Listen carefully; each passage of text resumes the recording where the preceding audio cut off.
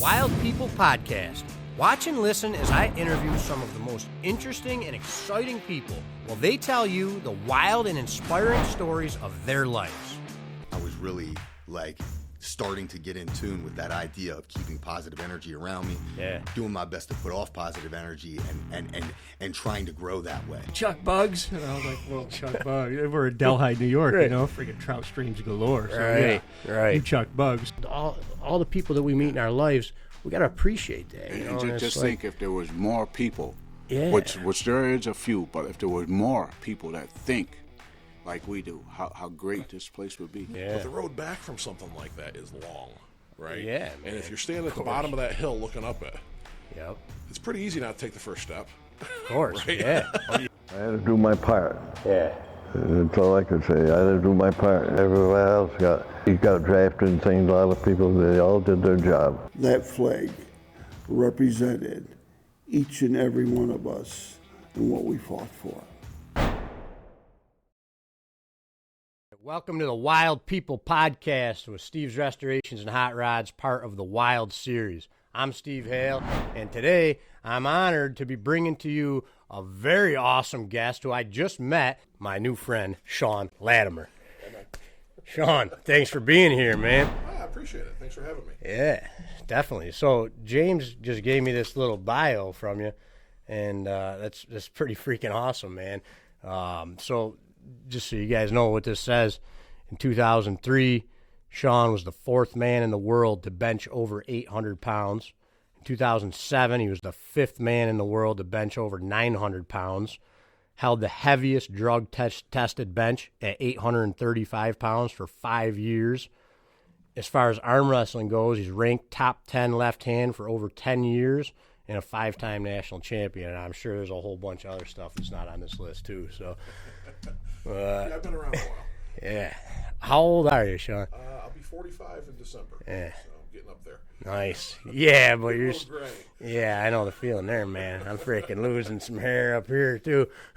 But, so you've been into strength sports your whole life, probably, then, right? Pretty much, yeah. I wrestled when I was in high school. I tried to wrestle in college, but that didn't really work out. Yeah. Got into powerlifting. I did that for like 12 years. Right. And kind of wore that out, got a little bored with it. Right. Got into arm wrestling. I've been doing that for 13 years now. Yeah. So, I stick to things when I start. Right. Wow, that's how you get good at them, right? I mean, absolutely. Yeah. Huh. That's pretty cool, man. Not only do you stick to things, you seem to make it to the top of them when you do them. Yeah, I've been lucky enough to be pretty good at some of the stuff I've tried. Yeah. So I've done pretty darn good along the way. Yeah. I'm always trying new things. Like I'm trying to learn how to play music and stuff like that. And you got to get through that period of sucking at first, not being afraid of it. And then all of a sudden you start getting good, then you start getting great if you stick with it, I think. Oh, yeah, absolutely. I don't can know. tell you, when I first started arm wrestling, I was not good at it. Right. We had a 15-year-old kid on the team. Yeah. It took me 3 months to beat him. Right. Okay. And how old were you then? I was like 32 when I started. And that was after you did all those powerlifting records. Yeah, I came in big and strong. I mean, Right. 3 weeks before this, I'd benched like 860 in a competition. And then this 15-year-old kid whooped my ass for months. No my first mission was to beat the 15-year-old. All right. What are you going to do with that? Right. All you can do is try. Yeah. So it took a while. Yeah, well, that's a pretty important message. It's like that rung in the ladder. I don't know if you ever see that picture where there's the guy trying to reach that giant rung, and then there's the other guy with the little rung, and he makes it to the top. big difference. Right, it's one step at a time. Yeah, absolutely. I just kind of got into the whole gym scene. Like I've always worked out and stuff and tried to be strong through working and going to the gym a little bit, and mostly my arm wrestling training.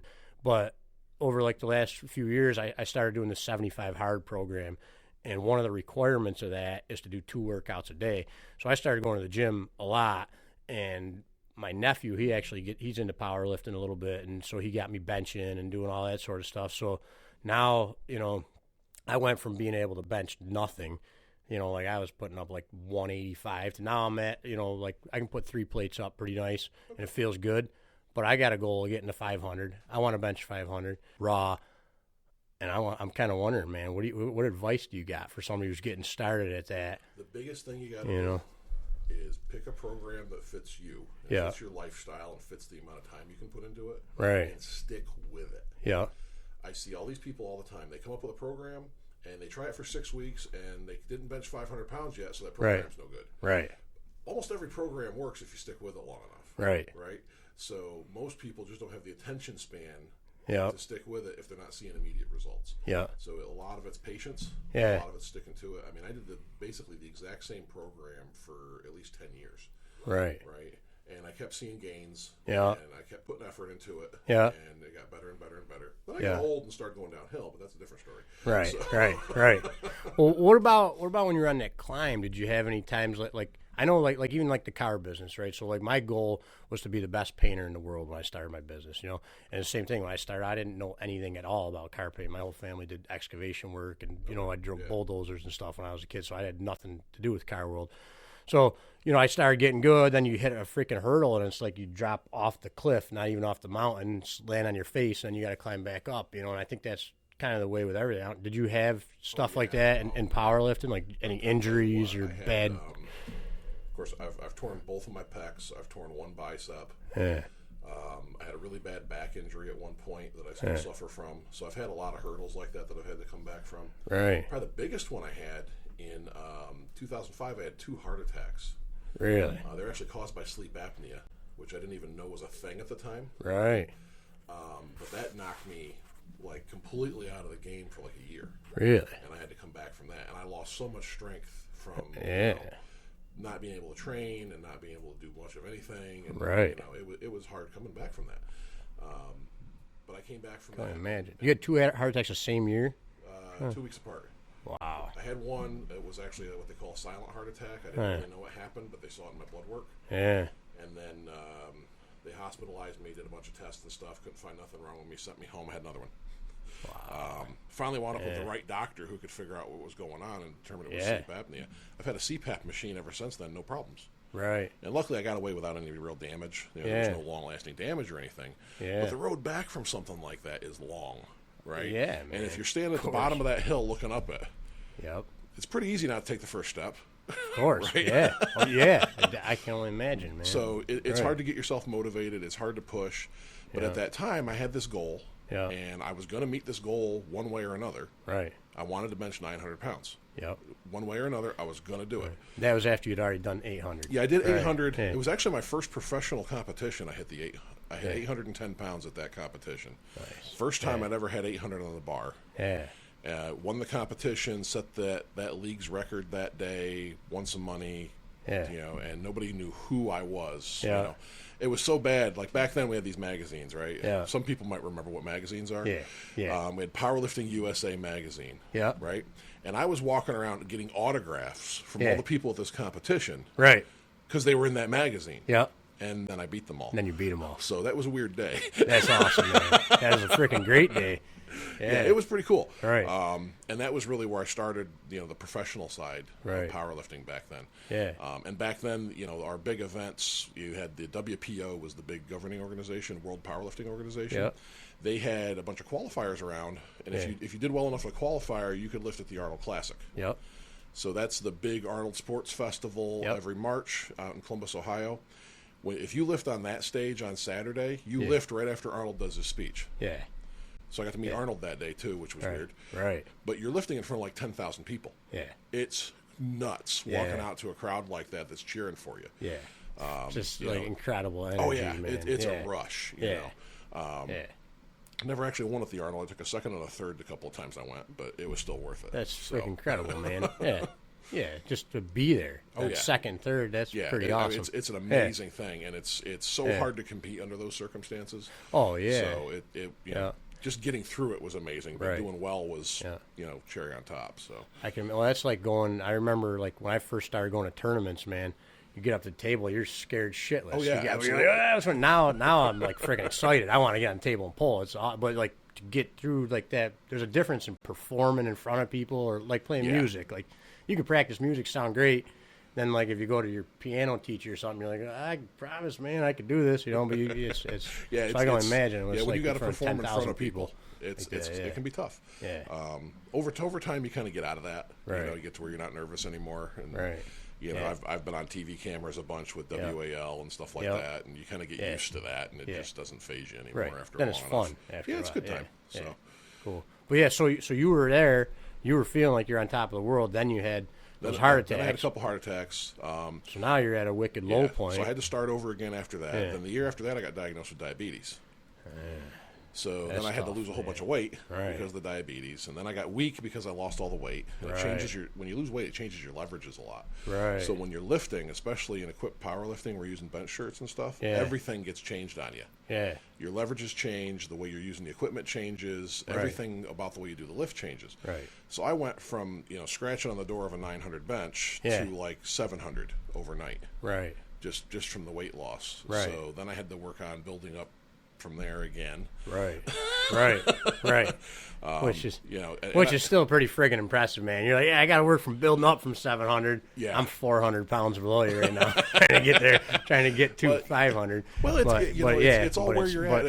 And at your point though, right? Because everybody's best is their best. That's a really good point, man. You can't compare yourself to other people like that. You got to compare yourself to where you were and where you are today and where you want to go. People make this mistake of comparing themselves to their competition. Yep. And you got to compare yourself to yourself. Am I doing better than I was before? Yep. Because that's a big piece of it. If you just look at your competition all the time, you never look at yourself. You never see where you improved. You only see that you haven't caught your competition. Yep. Right? That's definitely a good message, man. That's an incredible message. You got to be real careful about falling into that kind of a rut. Yep. It's kind of like it. You can get yourself stuck real fast. Yeah. So you got to remember to look at yourself and understand where you came from, where you are, and where you're going, and where are you on your journey. Yep. Not where you are compared to somebody else's journey, because that's just giving you bad news all the time if you try to look at things that way. Yeah. If you guys are watching this, you should replay that and listen to what Shawn just said. That's a very important message. I mean, it's kind of like the whole hero worshiping thing, like it's very good to look at people that are above you and have done things that you want to do and respect that and see the steps they've taken. But you also, like Shawn just said, you got to look at what you're doing. And it's like this whole mission of this Wild Series. We want to help you guys become the best versions of yourself. So you can't be worried, well, this guy has done so much more than I have, but I can. It's what you can do. We all are on our own wild ride. That's our life. We're on this wild ride together. We're on this rock spinning around, and it's an awesome thing. But what's our own journey? What do we got to do to be the best version of ourselves and to leave our legacy the way that we can? I mean, I think that's the message right there. It really is, man? And it's a real good thing to have people to look up to have goals, to set a goal to be as good as somebody or better than somebody. Right. But if you only live for that, you're missing a whole lot of pieces. So you got to kind of put the whole thing together, and a lot of that's looking at yourself. Yeah. And I've made that mistake before. Right. Chasing me too, records. Man. Definitely. You're chasing records, you're chasing opponents, Right. And you're not looking at where you've been and where you got to. Right. You're only looking at where you haven't got to yet. Yep. So if you fill yourself with that negativity, you just don't advance the way you should. Yeah. I think that applies to every aspect of life. I know I've done that in the car business. I mean, I've looked at, like, there's some guys that are phenomenal car builders, and say, man, this guy's doing this, he's done that, and then somebody will come in the shop and they'll say, look at what you're doing, man, this is incredible. I say, yeah, I know, I'm trying to do what this guy's, and they're like, who's that guy? And they might not even know who that is, but absolutely, it's the same thing. So what about, we won't keep it too long, man. What about, I mean, like, so you talked about, like, the program, finding how do you think somebody could find like if you were to say to me, like, hey, man, listen, if you want to get to a 500-pound bench, this is what you got. You got to start eating right. You got to start drinking water right, sleeping right. I mean, those are the kind of the main things. All that kind of information is out there, right? Right. One of the best things you can do is go find yourself a coach. Yeah. Okay. Yep. I know a lot of people don't want to pay for a coach. A lot of people don't want to be coached by somebody because they feel it's going to be a negative experience. Yeah. But finding someone to coach you means everything. Yeah. Okay. I got where I'm at by having a coach. Yeah. Right. I had a guy who trained. The biggest thing with professional level powerlifting when you're using the bench shirts and everything is technique. Yeah. Technique is everything. Yeah. Okay. Yep. My technique was amazing. Yeah. My technique was much more impressive than my power. Let's put it that way. Right. Okay. Because you had that coach teaching you. And I had a specific technique for how I was doing it. I learned the technique very, very well. Right. And I had a great coach who got me there. Yeah. Okay. Same thing with arm wrestling. Yeah. I had a great coach who got me where I'm at. Right. I would not be anything today without that coaching. Yeah. Okay. I mean, every Sunday, I spent 5 hours at this guy's house learning how to arm wrestle. All right. Yep. I was coached for 13 years by Jim Bryan. Rest in peace. He passed away about a year ago. That's been a rough transition also. Right. But I wouldn't be anywhere without Jim's coaching. Right. Yep. I totally agree. Well, I'm on the same level with Chris Myers was coaching me, and when me and Mikey Grimaldi started together, going to Chris's house, we would go there 2 days a week and beat the shit out of each other for 4 hours straight. But Chris would be working on us, teaching us, and all those, that coaching is what really gave us the fundamentals and the foundation. You know, those early first steps. Yeah. You know, absolutely. So, I mean, I don't care how many videos you watch. I don't care how much you read. Yeah. How many people you talk to. Right. There's nothing that substitutes for an in-person coach. Yep. There's just nothing that's going to get you as far as that will. Definitely. I totally agree with that, So man. sometimes you got to humble yourself a little bit and take the ball break, and you're going to get from that coach. Yep. I sure did. Yep. I mean, I couldn't beat the 15-year-old kid on the kids' table at my first, 3 months of arm wrestling practices. Right. But now you're respected amongst the sport in the entire world. And I've done really well for myself, but I started with no skills whatsoever. I had a little bit of strength, but I was strong in all the wrong places. You've really got to go find a coach that knows what they're doing and can help you get there. Because you can't do it on your own. You just can't. Yep. Totally. That's a really good piece of information. What about, so let's leave them with something like this, Sean. What was like one of your most favorite matches? So or some of, I've got a bunch. Get a couple of them in there. I'll tell you what, my best match, it's been a controversial match. A little over a year ago, it was September of 2020. Pennsylvania State Championships. Travis Bajent decided to jump in the class. Yeah, I watched this match. So first match against him, partway through the bracket, he slipped, went to the strap. I laid down, let him pin me. I'm not going to fight him in the strap. He's too good in the strap. We come around to the finals. I got a really good grip on him. I brought him over to the pin line. He slipped at the pin line. They called that a loss. Because he's already beat me once, I got to beat him again. So we come up for the second match. He wanted out of my hand like nothing you've ever seen. I mean, he ran for the hills, scared to death of my hand. He fouled off the back of the table so bad that I pinned him on his elbow pad. Like I put his knuckles on this pad where his elbow used to be and won. That was one of my best days ever. I chased Travis for 12 years trying to get him. I had one win on him before that on fouls, but I had never actually completely beaten him in a tournament and put him in second place. So that was the crowning achievement right there. I can Travis. imagine, man. And for awesome. people who don't know arm wrestling, Travis has been the best left-handed super heavyweight in the U.S. for going on 15 years. He's really hard to beat. He's very, very technical. He's slippery. He knows how to win. He cheats like nobody's business, and he's good enough at it that the refs never see it. I know. He's excellent at it. I got to give him props for his skills. But if you can keep a hold of him and you got the right kind of power, he wilts pretty fast.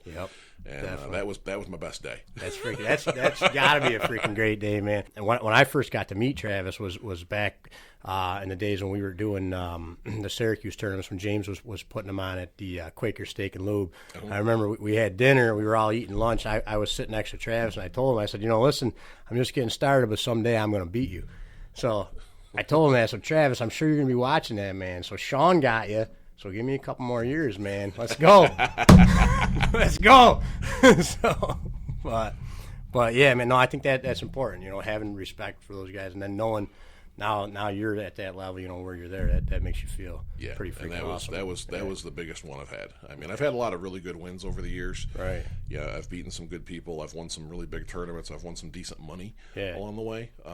But beating Travis that day for no money was the best day ever. Yeah, exactly. That's another good point, man. People talk about money in sports. We don't arm wrestle for money. We arm wrestle because it's something that makes us feel like we're accomplishing these goals in our life and becoming that better version of ourselves, that's priceless. That feeling of living. I mean, it's important to make money and get through life, but you guys got to remember to make a life too. That's a lot more important. What you're accomplishing. Absolutely. Yeah. Cool. Well, listen, guys, we got 150 people waiting to have a tournament outside in the shop right now. So yeah, I got to go win that. Yeah, me too. So good thing me and Sean are in the same class. So, so Sean, you got anything you want to say, man? You got any closing thoughts you want to tell people? Or tell them where to find you or learn more about you? If anybody ever wants to look me, I'm Shawn Arm Wrestler on Instagram. It's SHAWN. So you can hunt me down on there. I try to post videos and training and stuff like that on there to be a little bit inspirational. Awesome. If you look through there, you might even see my abs. Yeah, that's right, man. Don't flex them, though, man. That's a freaking badass shirt. So cool. You got to have some fun, Nice. All right, Sean. Well, I appreciate it, man. Let's get on the table a little later today. All right, absolutely. All right, brother. All right, Sounds thank good. you. Appreciate it. Thank you. All right, guys. Thanks for tuning in. Make sure you check out the rest of the Wild series. If you want to help us out, go to stevesrestorations.com. Check out all the stuff we're doing there. Follow us on Instagram, social media, all that stuff. Make sure you get out there and make a life, not just a living. All right, guys. See you in the next one. Later.